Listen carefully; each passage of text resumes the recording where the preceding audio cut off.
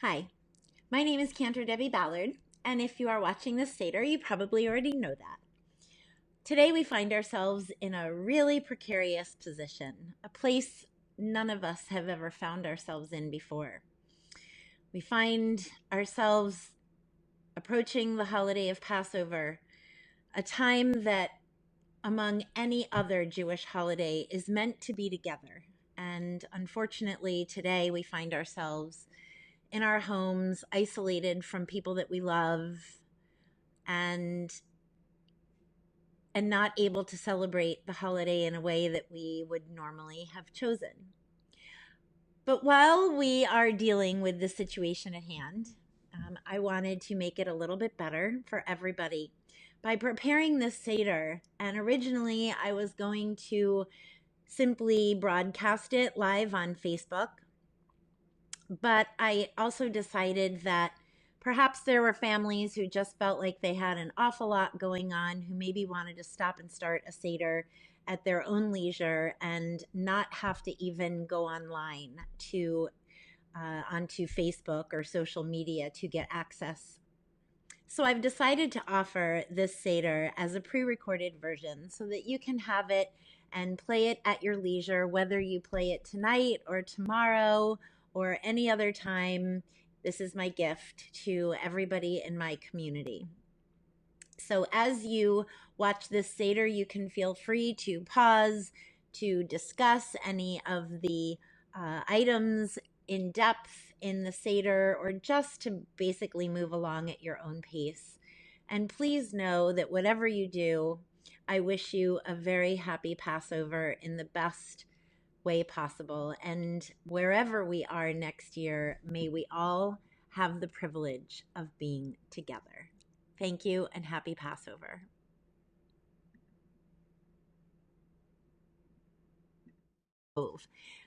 Wishing ourselves and each other a happy and a healthy holiday.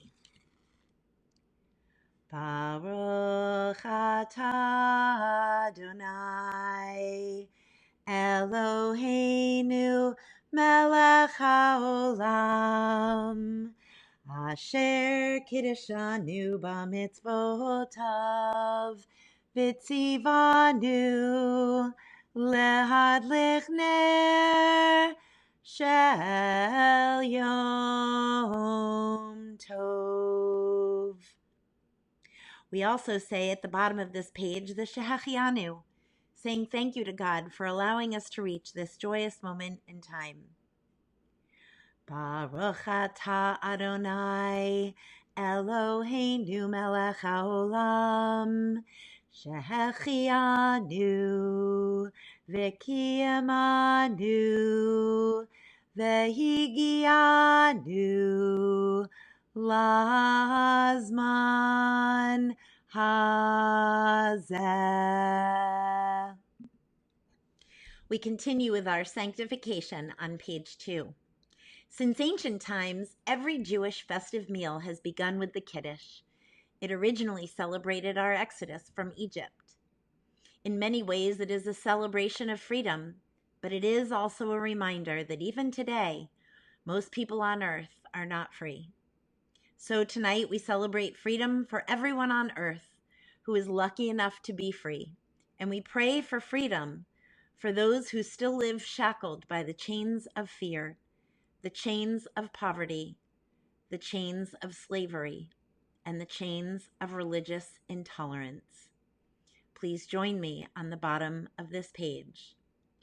Baruch atah Adonai Eloheinu melech haolam borei peri hagafen. Amen.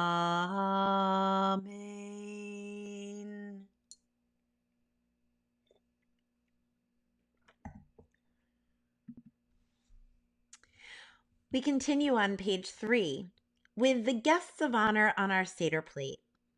Now, I'm sure each of you have some semblance of a Seder plate at home. Again, please feel free to pause my recording if you wish to talk about any of the meanings of these components that we incorporate into our Seder. Or maybe while I'm moving through the Seder, just have one person who holds up each item from your Seder plate. And here we continue. When Moses asked the Pharaoh to free the Jews, the Pharaoh refused. God brought a horrible plague down upon the Egyptians. So it was no big surprise when Pharaoh changed his mind and promised to free the Jews. The surprise was when he broke his promise. Predictably, God smote Egypt with yet another plague. Pharaoh promised again and again he broke his promise. This happened 10 times. So God, in his infinite wisdom and frustration, sent a particularly horrible plague on Egypt to make sure he had Pharaoh's complete attention. He sent the angel of death to kill the firstborn child of every Egyptian. So the Jews sacrificed lambs and smeared the blood on their doorposts as a sign for the angel of death to pass over the homes of the Jewish people. The roasted lamb bone is symbolic of the animals who gave their lives to protect the firstborn children of the Jewish people. Next on our Seder plate is the egg. Eggs are a symbol of fertility and eternity. If the Jews had escaped into the desert and stopped having children, it would have meant the end of the Jewish people. Next on our Seder plate, we have the maror, the bitter herbs. Bitter herbs symbolize the bitterness of life without freedom, without hope, and without promise. The life that our ancestors suffered under Pharaoh. We also have the salt water.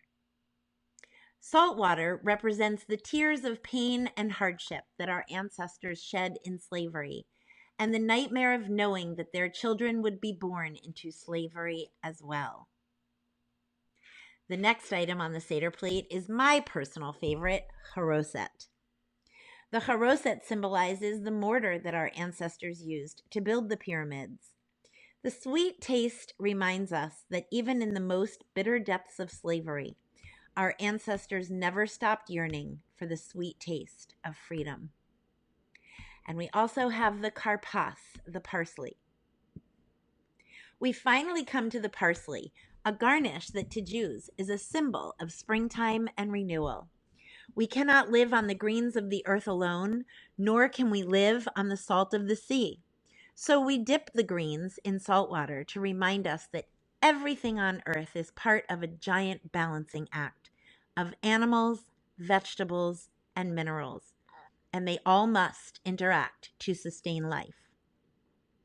So now, please take your parsley and dip it into the salt water as we recite the blessing together. Baruch atah Adonai, Eloheinu melech haolam, borei peri ha'adamah. And we say in English, blessed are you, creator of the universe, who creates the fruit of the earth. Next on our Seder plate is the matzah. We all know that before you bake bread, you have to wait for the dough to rise. That process traps air in the dough to make it thick and soft. When our ancestors escaped from slavery in Egypt, they were more concerned about surviving the murderous spears of Pharaoh's soldiers and the deadly heat of the desert than they were about the rising of the bread. Matzah is what happens to bread on those rare occasions when you can't take the time to wait for your dough to rise, especially when Pharaoh's soldiers are close behind. So we eat the matzah to remind us of the dangers that our ancestors faced and the sacrifices that they made in leaving behind the only world they knew, in leaving their homes and their belongings to race into a barren, parched, unknown desert wasteland in search of freedom. Matzah is the bread of poverty. Some people say that we hide a piece of matzah to remind us that when we were poor, we could not eat without setting aside some of our food for the next meal. But we also break the matzah to remind us that we must set some of our food aside today for those who go hungry, as the Jews did under Pharaoh. Let all who are hungry come and eat.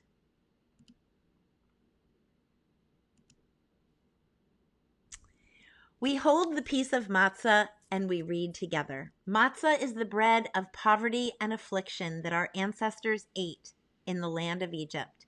Let all who are hungry come and eat it with us. Let all who are in need come and share our meal. This year we are here. Next year we may all be in Israel. This year we are still slaves. Next year may we all be free. And now it is time to take that piece of matzah in the middle and break it in half and hide the larger half for the afikomen.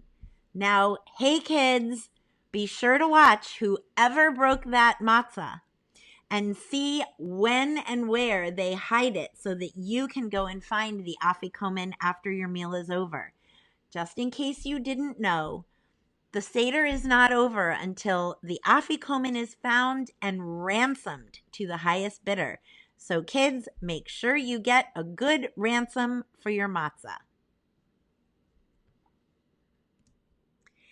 In the middle of the page, we now wash our hands. What a novel idea during our Passover Seder this year. We say the blessing over washing the hands. Baruch atah Adonai Eloheinu melech haolam, asher kiddushanu b'mitzvotav, v'tzivanu al netilat yadayim. We wash our hands symbolically, and we read the blessing in English at the bottom of the page. Blessed are you, Lord our God, ruler of the universe, who made us holy with his commandments and commands us concerning the washing of the hands. Let's begin tonight's story by asking 4 questions. Most of us think that the 4 questions begin with, why is this night different from all other nights? But in fact, the Hebrew, ma nishtana halayla hazeh mikol halaylot, is more accurately translated as a statement. Something like, oi, is this night different from all other nights? And actually it is. We ask the 4 questions either by asking the one question with 4 answers, or we ask the 4 questions individually and with its own answer. So we'll follow along with the page as it's written. Now you might want to have grown-ups read the bold and children read the response, or you can divide your table in 2 however you want, or I can read the bold and you all can join me on the answer. On all other nights we eat leavened bread. Why on this night do we eat only unleavened bread? Once we were slaves in Egypt. As we've already discussed, when we escaped from slavery, we were in no mood to bake. On all other nights, we eat all kinds of vegetables. Why on this night do we eat only bitter herbs? Once we were slaves in Egypt. The bitter taste helps us to understand how our ancestors must have felt as slaves and how so many people today feel when they are enslaved. The first time we dip our greens is to taste the taste of bitterness. On all other nights, we don't dip our herbs even once.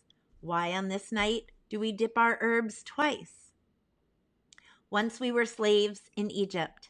The first time we dip was to taste the bitterness of slavery, to remind us of the pain that our ancestors endured before escaping to freedom.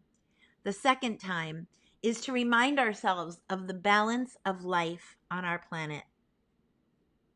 On all other nights, we eat sitting any way we please. Why on this night must we all recline? Once we were slaves in Egypt. Everything at this Seder represents some aspect of that story.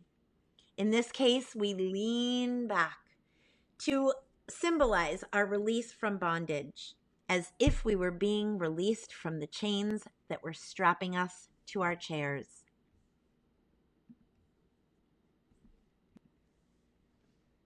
And now let's go, kiddos. It's time to sing the 4 questions.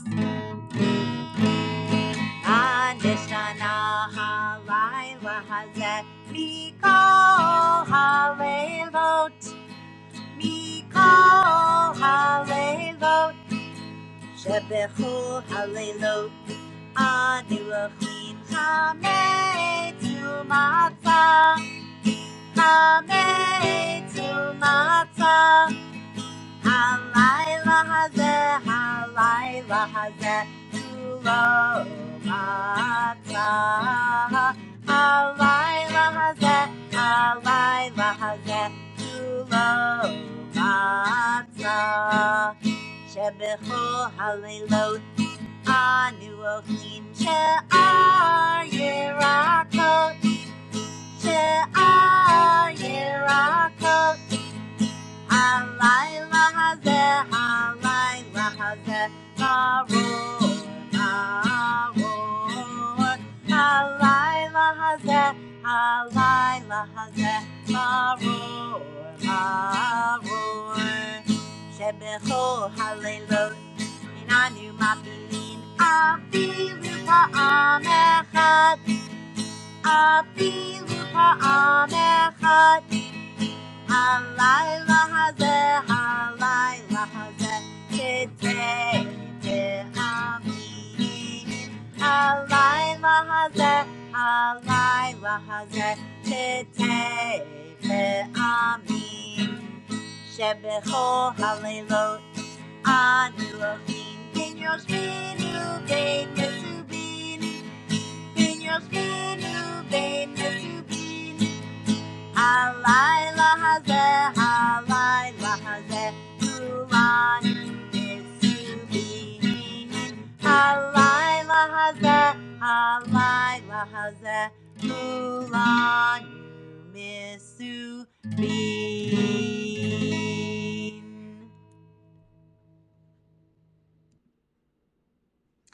And now we continue with the story of Passover. The Jews were originally welcomed guests in Egypt. It all began with Joseph, who came to Egypt and happened to meet the Pharaoh. As Jews often do, Joseph offered the Pharaoh some unsolicited advice. Build storehouses and fill them with grain. For some unknown reason, the Pharaoh decided to take Joseph's advice, which was fortunate for Pharaoh, the Egyptians, and the Jewish people, as years of famine did strike and there was still food left to eat. Pharaoh was so grateful that he invited Joseph's brothers and their families to move to Egypt. Joseph's family took advantage of Pharaoh's offer, and eventually they became known as the Israelites. The Israelites stayed in Goshen for 400 years. The first 200 years they found favor in Egypt and grew into a mighty nation. New Pharaoh was not happy, and he decreed that the Israelites be slaves. For another 200 years, the Israelites toiled as slaves. They yearned for a savior, and they yearned for freedom. Ramses II became Pharaoh, and he watched the Hebrews grow in spite of their enslavement. He ordered that all newborn male Israelites be thrown and drowned in the Nile. One day, on the 7th of Adar, a baby son was born to two Hebrew slaves, Yocheved and Amram, from the house of Levi. From the moment he was born, we are told their son's face shone like the sun. Amram and Yocheved managed to hide their son in their hut for 3 months. However, as the infant's cry became louder, they knew that if they didn't do something, that he would be found and drowned. So they made a basket of reeds and pushed it out into the river. To this day, no one quite knows what they were thinking, but it somehow worked out okay. The Pharaoh's daughter was bathing in the river when the baby happened to float by. She heard the cry of the infant, and her heart was opened with compassion. She decided to keep him for her own. She named him Drawn from the Water. In Hebrew, we say Moshe. In Arabic, it is Musa. And in English, we pronounce it as Moses. Miriam, The older sister of the infant Moses watched from the reeds as Pharaoh's daughter held him to her breast. She approached the princess and told her of an Israelite woman who could wet nurse the infant. The woman was none other than Moses' mother, Yocheved. So for the next few years, although Moses was raised in Pharaoh's palace as a prince, his real mother, Yocheved, still cared for him. Moses grew up in the palace and learned all the things a prince would learn. He lived amongst royalty and luxury, yet only Yocheved, Miriam, and Aaron, his older brother, knew the truth, that Moses was really an Israelite slave. For 40 years, Moses lived as a prince of Egypt until one day Moses saw an Egyptian beating an Israelite slave, and Moses killed the Egyptian. Moses immediately fled the land of Egypt, and he became a shepherd in the land of Midian. In Midian, Moses worked as a shepherd for Jethro, and he married Jethro's daughter, Zipporah. They had children, and all was peaceful for another 40 years. Upon turning 80 years old, when Moses was tending his sheep on Mount Horeb, he noticed a flaming bush that burned, but was not being consumed. A voice called out to Moses, "Moses, Moses, I am the God of your ancestors. Take off your shoes, for you are standing on holy ground." And there, in the presence of God, Moses received his celestial orders to return to Egypt at once. So Moses rounded up his brother Aaron, and together they went down to Egypt to tell the Pharaoh to, what's that? All together now? Let my people go.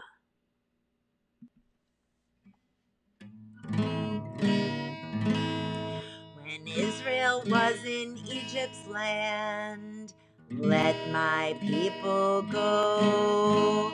Oppressed so hard they could not stand, let my people go.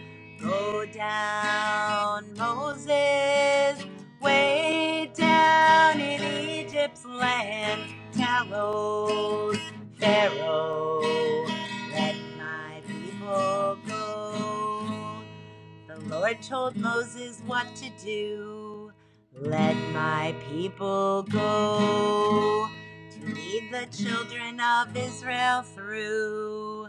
Let my people go. Go down, Moses, way down in Egypt land.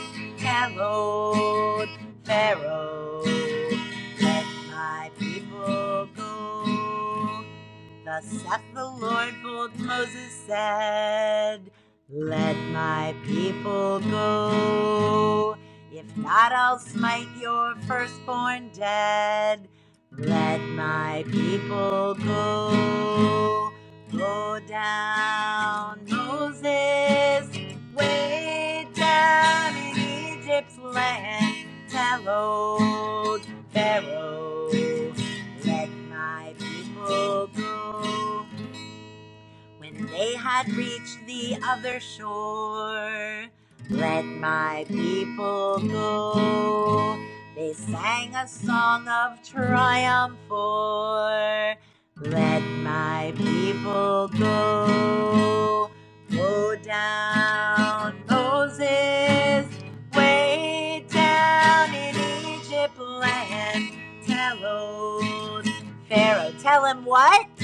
Let my people go.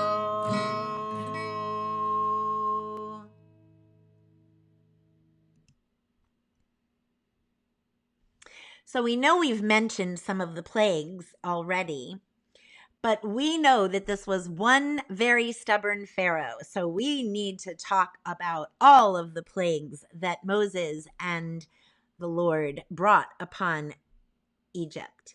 Now, as we do this, we take our glass of wine, and It is our tradition that we take a bit of wine on our small finger and we dab it onto our plate. Now, we do this because just taking out very little, we're taught a very important lesson. And that lesson is that even in the defeat of our enemies, we must never take joy and celebration in the demise of our enemies. So taking our wine out little by little represents our resistance to pain on anyone's behalf. So we recite the blessings first in English and then in Hebrew. Blood, dam. Frogs, tzvardeya. Lice, kinim. Beasts, arov. Cattle disease, dever. Boils, shechin. Hail, barad. Locusts, arba. Darkness, choshech. And the killing of the firstborn Egyptian, machat bechorot, before Pharaoh finally let the Jewish people go.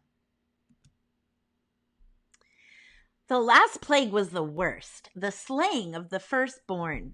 Moses told the Israelites to slaughter a lamb and to dip hyssop into the blood and mark their doorposts, so the angel of death would pass over their homes. The angel of death smote all of the firstborn sons of the Egyptians, including Pharaoh's son. And finally, Pharaoh called Moses and Aaron to the palace, and he said, "Be gone, all of you." Quickly, by the light of the moon on the 15th of Nisan, the Israelites took their belongings and together with their Redeemer left Egypt. However, Ramses II had second thoughts. He sent his army after the Israelites. Pharaoh's army caught up with the Israelites at the Red Sea. Trapped between an army of Pharaoh's soldiers and death by drowning, Moses appealed to God, who obliged.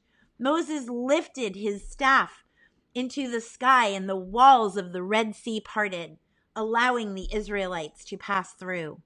When the Egyptians tried to follow, the walls of water caved in and drowned them. Now, even though it's not in my actual Haggadah, every year at Broken Sound, I tell the story of my favorite character in the story of Passover. And guess what? It's not actually Moses, although he was pretty awesome. My favorite character in the story of Passover is one we rarely speak about, and his name was Nachshon. Now, Nachshon was the first person to reach the water. But something you don't know about Nachshon is he was terrified of the water. He did not know how to swim. So looking in front of him, he saw water and he knew that he was in grave danger having to go into the water. But as he looked behind him, he also saw Pharaoh's army coming close behind. And he knew he had to gather all of his courage in that moment. It was right then that Nachshon took his first step into the water, and he continued step by step, facing his fear and going in anyway. The Israelites followed him, and it was truly at that moment that the water parted, when Nachshon, filled with courage and determination, and the people joined in courageously when they all took that first step together. They all made it across the river. Now, if God had taken us out of Egypt, that would have been enough. If he had punished the Egyptians and destroyed their idols, that would have been enough. If he had divided the sea and led us across dry land, that would have been enough. If he had taken care of us in the desert for 40 years and fed us, that would have been enough. If he had given us the Sabbath, that would have been enough. if he had brought us to Mount Sinai and given us the Torah, that would have been enough.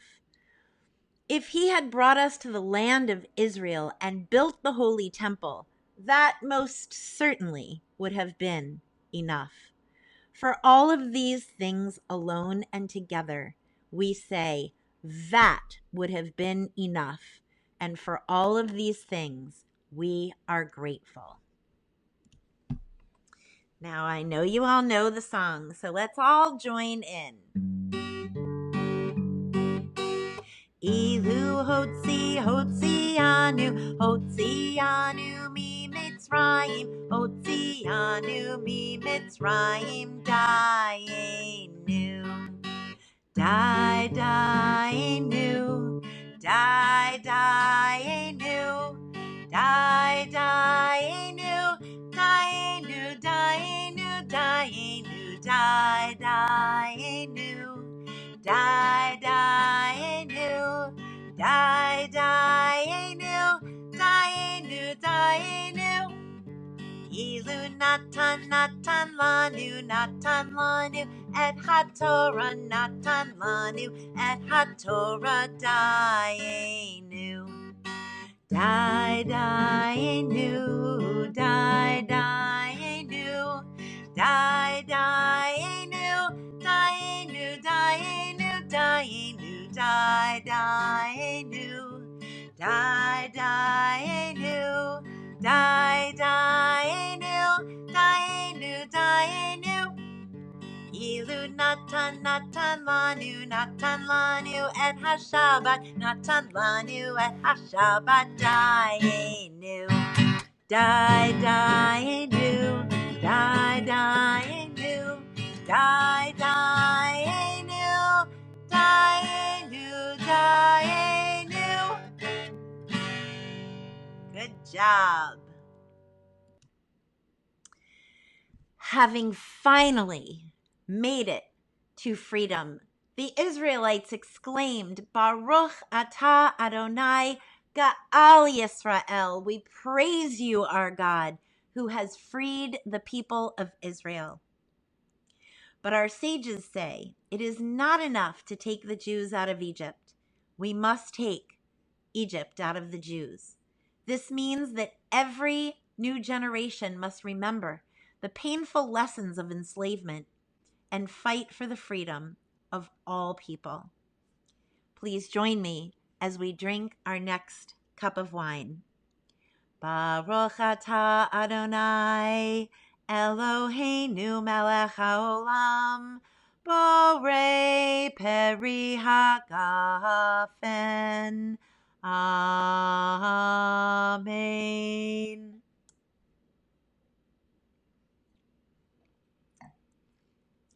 Now, at this moment, you should have an extra glass of wine on your table. This wine is for the prophet Elijah. So it is at this moment that we welcome Elijah. We pour that extra glass of wine and we set it on the table. We say, this cup is for Elijah the prophet. We open the door to greet him and we invite him to join our Seder and bring with him a time of peace and freedom. And we continue with Eliyahu Hanavi. Eliyahu Hanavi, Eliyahu Hatishbi, Eliyahu, Eliyahu, Eliyahu Hagiladi, Bimhera v'yameinu, Yavo Eleinu, Imashiach ben David, Imashiach ben David, Eliyahu Hanavi, Eliyahu Hatishbi, Eliyahu, Eliyahu, Eliyahu Hagiladi. Meladi.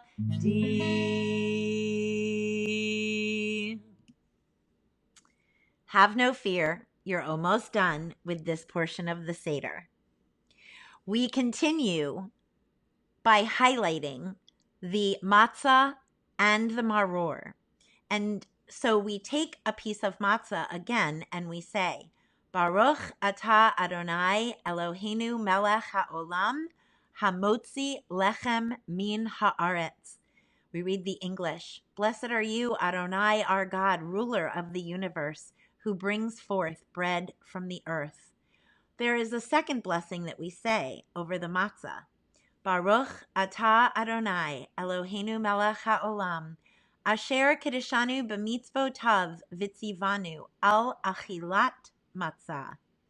Blessed are you, Adonai our God, ruler of the universe, who has sanctified us with your commandments and commanded us to eat unleavened bread.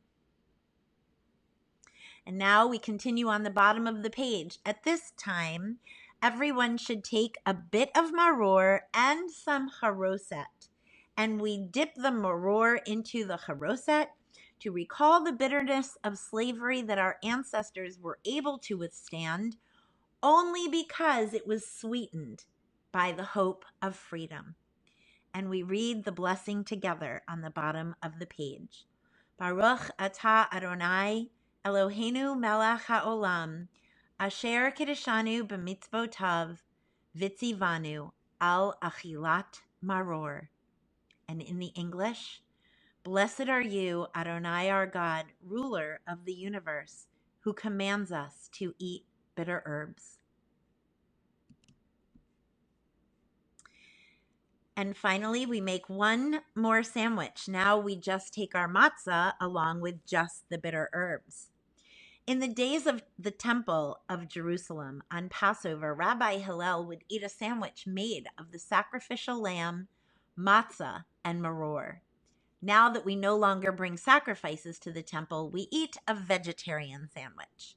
In the Jewish tradition, just as the sacrificial lamb was shared in the day of the temple, to show that we are all in this together, we are all one family. We are all part of a larger community of people, and we are all responsible for one another. We now take our wine and we join together for our third glass of wine. Baruch atah Adonai Eloheinu melech haolam borei peri hagafen. Amen.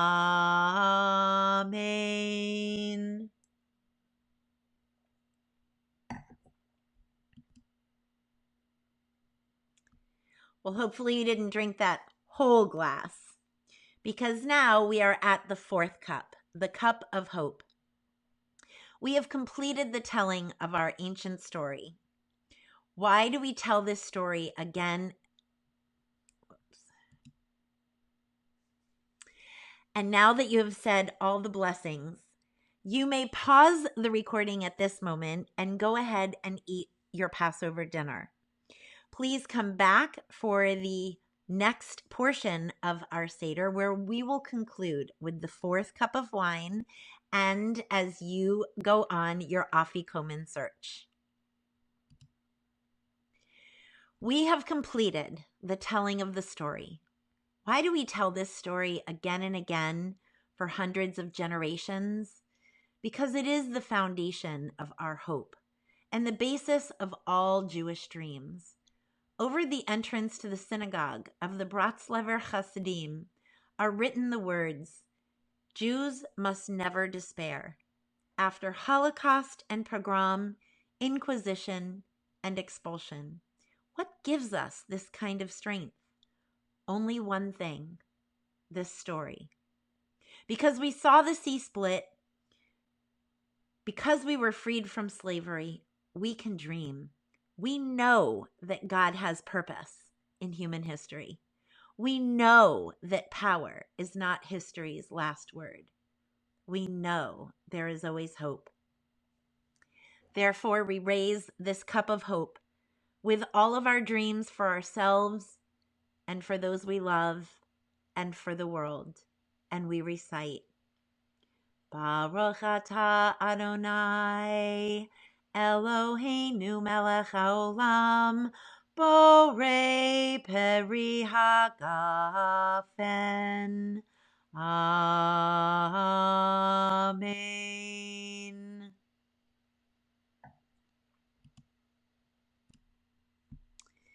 And now, ladies and gentlemen, this concludes the recorded portion of the Passover Seder.